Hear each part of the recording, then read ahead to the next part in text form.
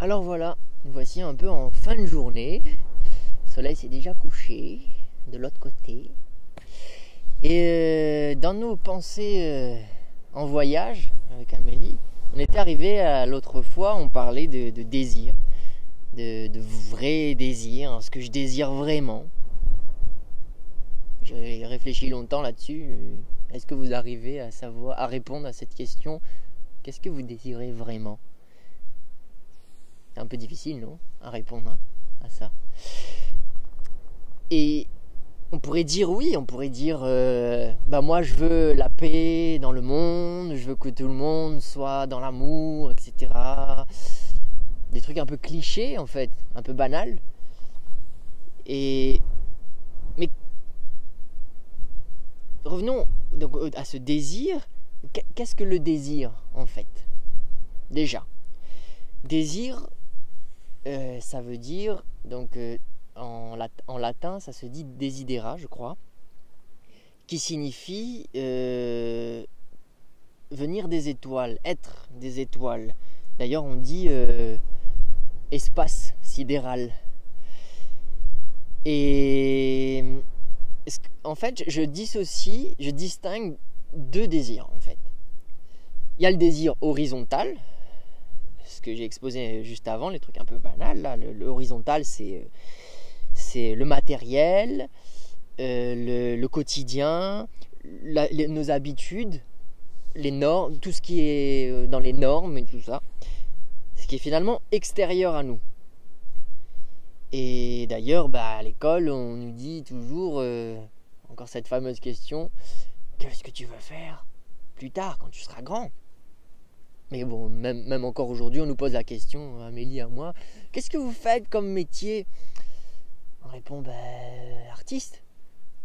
Mais non, votre vrai métier. Bon, on rigole du coup, mais bon, c'est comme ça. Alors, après, je distingue aussi le désir vertical. Pour moi, le désir vertical, c'est un désir spirituel. Alors, je sais que ça fait très peur à certains, ce mot, spirituel. Oh, au secours, qu'est-ce que c'est? C'est pas la religion, etc. Hein. On est loin de là. Pour moi, spirituel, d'ailleurs en anglais on dit spirit. Spirit, ça veut dire donc, esprit. Et donc pareil, le mot esprit, il faut prendre avec des pincettes. Mais en arabe, on dit roua. Et roua a deux significations en arabe, qui signifient le vent et l'esprit. Et pour moi, ça me semble cohérent. Pour moi, l'esprit, c'est le vent. C'est tout ce qui est un peu impalpable, insaisissable, même innommable. Tout ce qui est invisible. Voilà pour moi l'esprit. Donc quelque chose qui nous fait peur, déjà, parce qu'on ne le voit pas. Et en fait, le désir vertical aussi, c'est un désir intérieur qu'on ne peut pas voir. Mais il est là, on le sent bien. Et ce désir intérieur, il est innommable en fait. On peut pas faire la lumière dessus. Car en fait, même si on le sent très très bien en nous, on ne peut pas le nommer, on peut pas l'exprimer. C'est un peu comme dans l'espace. Quand on regarde les étoiles, en fait, il y a plein de lumière partout. Sauf que il n'y a rien il n'y a pas de la matière. La lumière, on ne voit que ce qu'elle éclaire. Voilà. Alors, donc, désir horizontal, désir vertical et tout ça. Mais bon, par contre, dans ce monde-ci, où l'horizontalité, d'ailleurs, est très très présente, n'est-ce pas?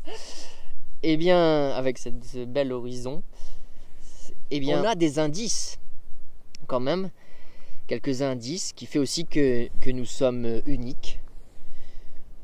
Ces indices, en fait, ce sont toutes nos peurs, nos craintes, nos doutes, nos joies, qui en fait fait qu'on existe, qui nous compose en fait. Mais il faut faire quand même attention. C'est juste des indices, parce que c'est innommable, rappelons-nous. Donc c'est des indices. Ça me fait penser donc à un auteur français, qui dit Donc, dans un texte qui s'appelle In Lakesh, qui dit « N'écoute plus tes souffrances, n'écoute plus tes croyances, encore moins tes joies. La souffrance et le bonheur sont des illusions qui te donnent une existence un peu moins intolérable. » En fait, cet auteur, c'est Ludovic Chossalet.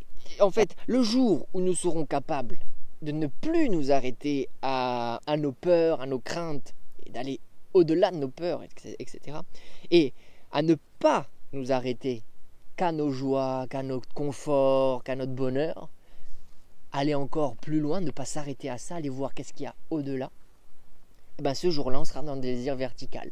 On fera corps avec l'esprit. Parce que je pense que l'âme, le corps et l'esprit doivent maintenant faire qu'un seul. C'est là où on retrouve cette idée d'être uni, d'être un. Et le jour où tout le monde sera un, comme ça, on sera tous dans ce même désir. Et on arrêtera de tirer chacun de son côté. Et sinon, après concrètement, ce que je désire vraiment, c'est ce qu'on a fait un peu aujourd'hui, même beaucoup aujourd'hui. Ça se voit pas, mais on est super fatigué. Aujourd'hui, on a continué à créer. On est en train de faire un film, en fait, le film de cette pièce, qui s'appelle donc In Lakesh, qui signifie « Je suis un autre toi-même ». Et donc on est ici dans une île qui nous tient vraiment à cœur et on a passé une journée folle, les mains dans la terre, les pieds aussi, et donc magnifique quoi, à créer quoi. Voilà, les pieds, on monte les pieds, et les mains aussi. C'est tout beau. Et donc voilà, ce que moi je désire, c'est créer, c'est continuer à créer, aller dans des espaces où c'est encore possible de créer, parce que ça on va nous bouffer cette création au fur et à mesure. On veut nous étouffer. Donc voilà, chacun fait son point aussi là-dessus. Ça, c'est ma façon de penser, bien sûr.